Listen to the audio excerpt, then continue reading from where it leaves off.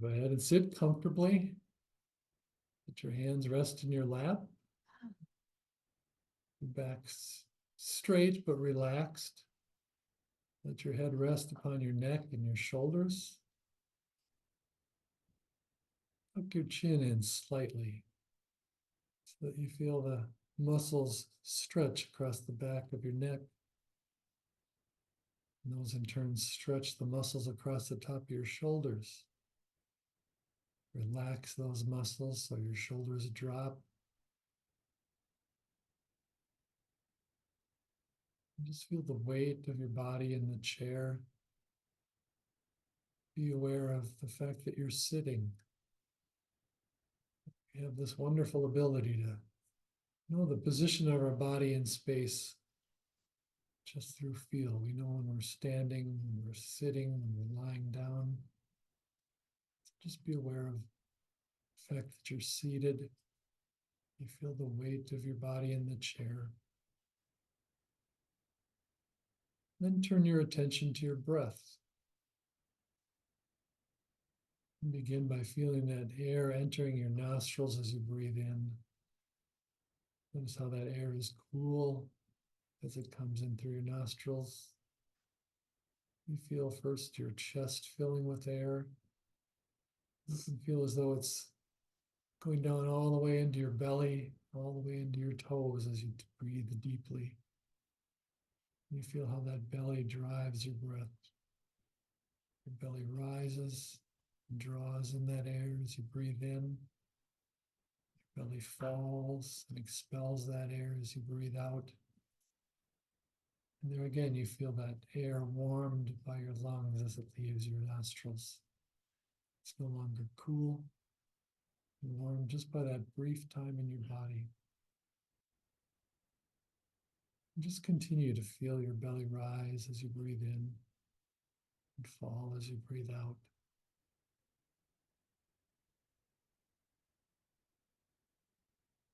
And just take this moment getting to know your body anyway. We'll start with that. And just feeling how it takes up space. That wonder of you being able to be aware of your body. Feel the sensations, your clothes on your skin, your shoes on your feet, feeling of your feet on the floor, hearing the sound entering the room,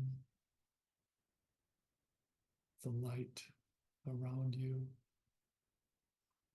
or maybe certain smells. For us right now, we're hearing the clock up on the wall ticking.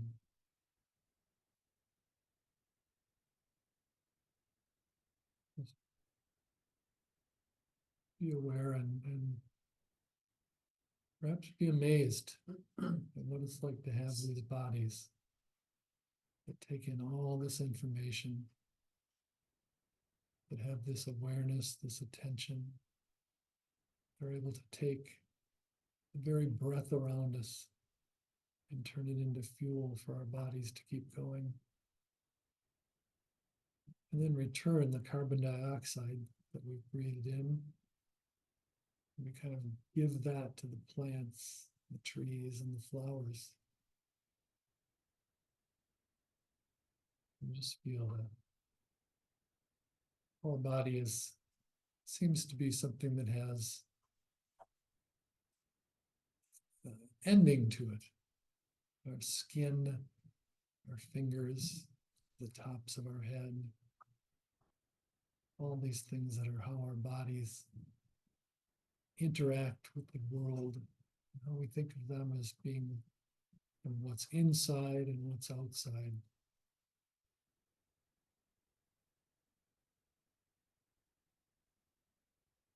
And you feel that breath. The breath itself kind of demonstrates to us how there isn't a clear inside and outside here. The air, which seems to be outside, is filling our lungs constantly, and we're returning it back the air around us. So we're always taking it in, and putting it back out. So these boundaries of body, of skin that we think we have, don't seem to be as firm as we like to think.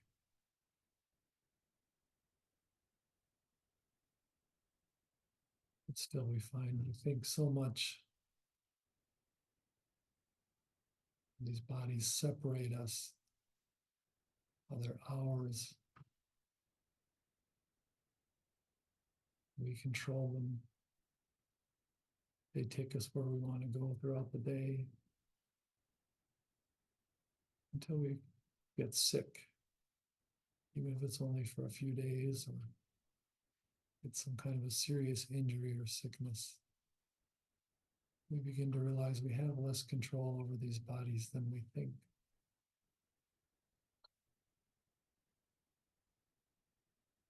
We talked last week about dropping our stories, the ways we think about ourselves, and especially the way we think about the world.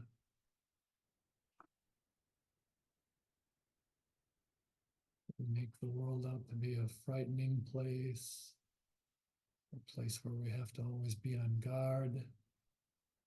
Or perhaps we think it's a place that we can try and control that too, just the way we control our bodies.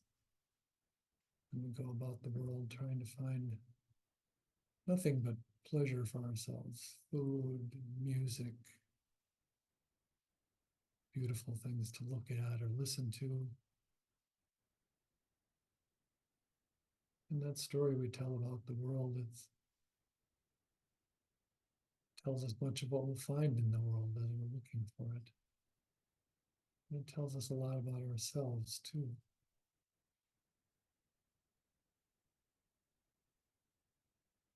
I would say that one other thing we do in this meditation practice, in this mindfulness practice, is to kind of explore who we are.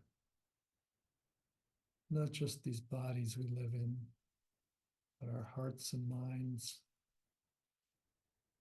This sense we have that we're kind of a self and a soul. Because we really don't know. We don't know, will we continue beyond this body, beyond this life? We all may have beliefs about it, but there's been no one who's been able to definitively come back and let us know what they found. So very clearly, all we have is in this life, this body, this mind, and this heart. We very much believe that this self needs to be protected. This self is who we are. And we can just kind of use this opportunity of paying attention to mind and body. Ask that question, what are we? We have the story of our life, of the world around us.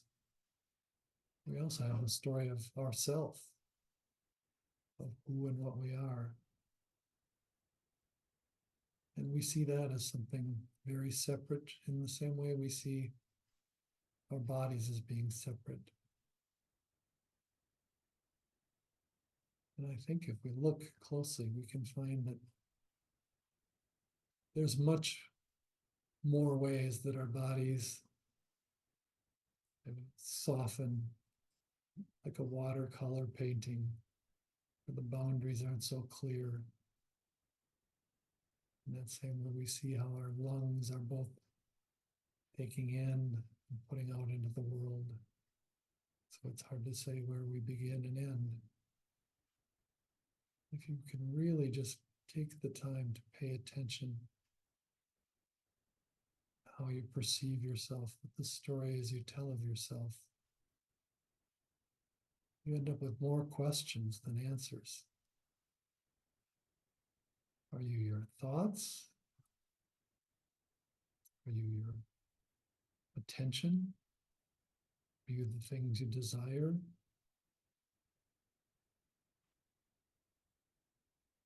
We think we're just our memories. Memories are things that aren't real anymore either. So are we real in that way? Perhaps there's less of a self there than we think. When we pay attention and ask those questions, it can be hard. And when we sit still and quiet, find out, where does that self really reside? What is it and where is it?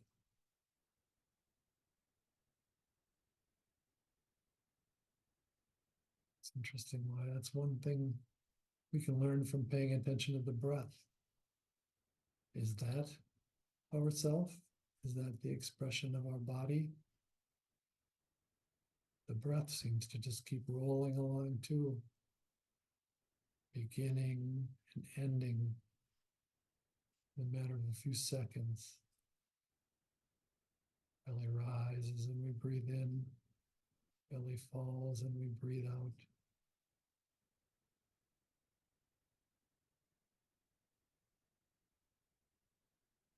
And with that self, we always seem to put it up against the world around us.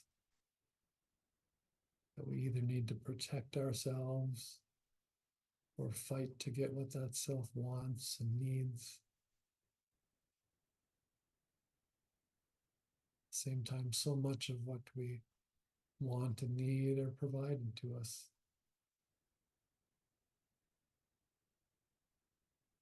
There's the air we can breathe. There's food that initially just grew for us and we found. Now people have found a way to grow that food to feed these bodies. There's sights and sounds, smells and touch. There's the thoughts that seem to go on all the time, which we find, like the breath, they just come and go. They come into being and then they disappear themselves. They rise and fall like the breath does.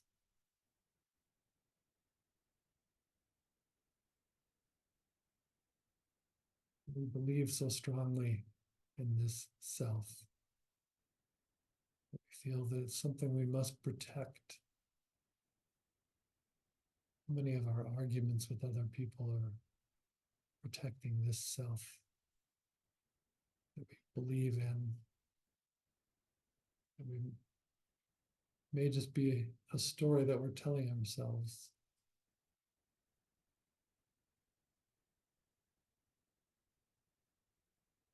When we began this meditation for today, we were talking some about ruined old buildings. Judy was talking about a house she grew up in where there were native burial grounds. All those things that seemed to matter so much to people while they were alive. And to honor them, they were saved and buried in the ground. And those people are long gone now. And those things they thought were theirs are all that remains. And the interesting thing about ruins, the ones I walked to and visited today, they were well constructed. There's an old farmhouse that's just stone walls. They were built so well that the walls still remain. In most places, they're still sturdy. One or two sides here are places where a window may have collapsed.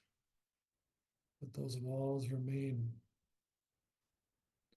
hundreds of years after the people who lived there are no longer there anymore. There's no one living there anymore. And what purpose do those walls serve now then?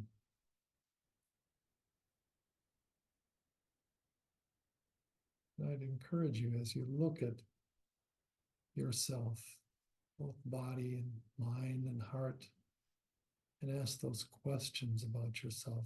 Who am I? What am I? Where does this self I believe in that I tell this story about seem to exist? It may be easy to think about it in terms of those walls, that belief that we need to protect ourselves against the world, that we need to protect that self that we think is so solid and serious. Because it can be a little frightening to think maybe there isn't all that much there. Maybe the self is just like a breath that comes and goes, thoughts that come and go. And it can be frightening to think otherwise. And as you examine that, as you pay attention, you need to acknowledge that too. That it can be frightening to think of, what am I? Will I last? Am I even lasting now? And much of the things that we consider to be ourselves, I would say, are those walls that we construct. Like at that old farmhouse I visited today. They remain up long after they're needed. Those people no longer live there. They no longer need to protect themselves from the elements, from rain and snow, from the wild animals that lived around there when the farm was built. In the same way, you can ask, do I really need to protect these walls I've built that are meant to protect this self? Do I need to maintain them? Because walls obviously separate us in the same way that seeing ourselves as this individual body separate us from the world and from others. Seeing ourselves as this self that we have to protect, that we build these walls. Those two keep us separate from others and from the world. The walls may not even be necessary, but we'll keep them. We'll keep building them up long after they aren't necessary. We'll keep them to hide behind, so that even when we may want to break out of them, break out of that story we have about ourselves, it's difficult because we've built them so strongly.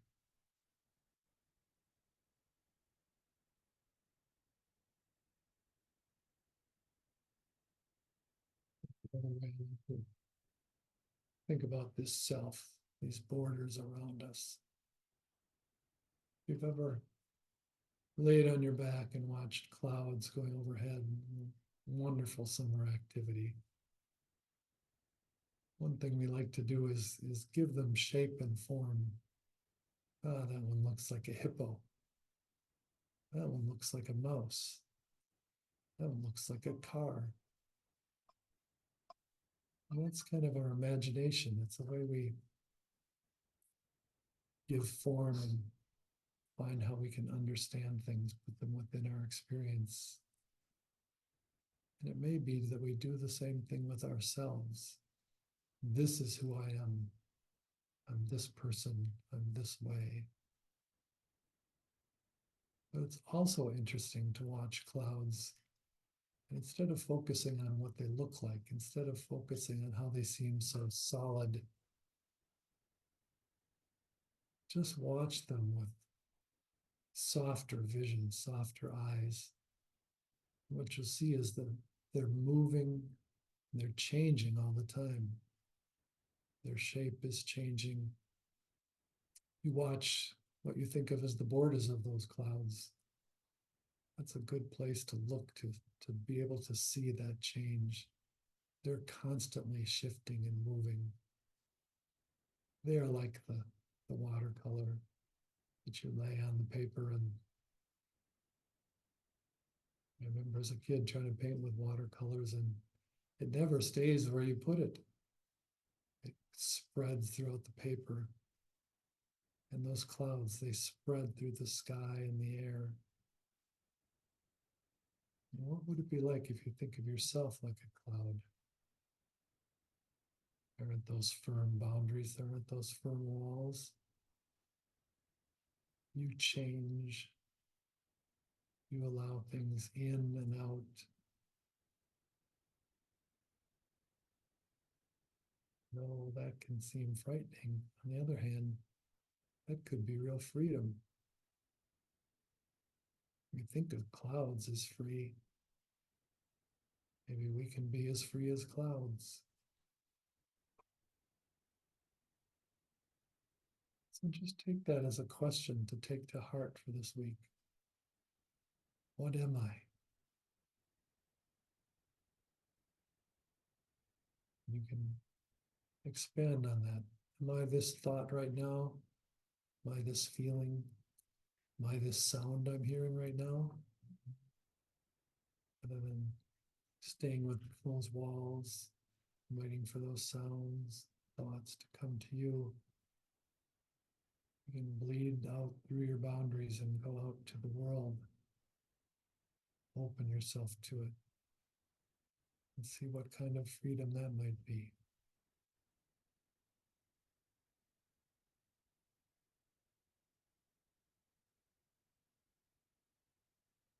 So we'll close with 3 deep breaths and then go forward feeling a little more open, feeling how you breathe the world in and breathe it back out as you move through it. In and out. In, out, and in and out. And whenever you're ready, open your eyes.